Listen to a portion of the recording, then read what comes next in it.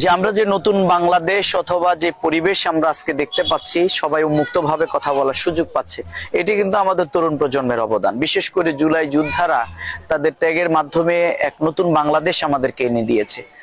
আমরা মনে করেছিলাম আমাদের তরুণ প্রজন্ম শেষ হয়ে গেছে, কারণ আমাদের উপরে চেপে বসেছিল ফ্যাসিবাদের এক নতুন জগদ্দল পাথর।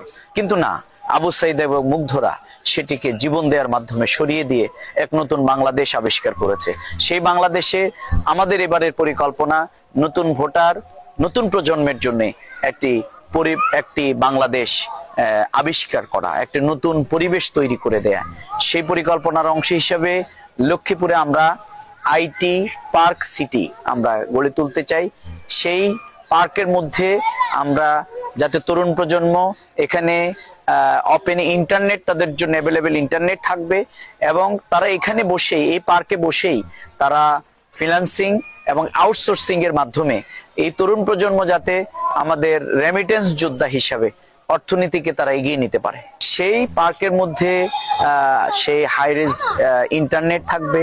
সেখানে আমাদের তরুণ প্রজন্মেরা এসে তাদের জায়গাগুলোতে আলাদা আলাদাভাবে তরুণীদের জন্য তাদের আউটসোর্সিং, তাদের ফিন্যান্সিং এর জন্য তারা সেই ব্যবস্থা তাদের জন্য থাকবে এবং তরুণ প্রজন্মকে, তরুণীদেরকে আলাদা প্রশিক্ষণের জন্য সেই উদ্যোগটা আমরা নেব, যাতে করে আমাদের তরুণ প্রজন্ম তাদের মেধাকে রেমিটেন্স যোদ্ধা হিসেবে দেশের জন্য এবং নিজেদের আউটসোর্সিং এর জন্য, নিজেদের ইনকামের জন্য তারা কাজে লাগাতে পারে।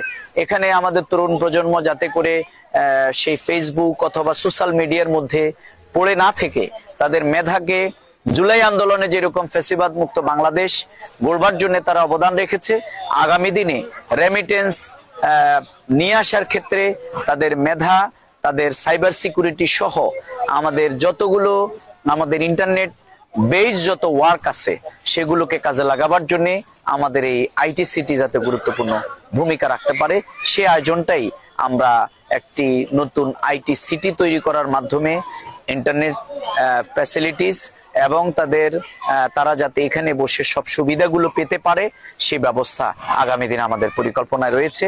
আমরা সেটি বাস্তবায়নের জন্য সবার সহযোগিতা এবং দোয়া কামনা করি।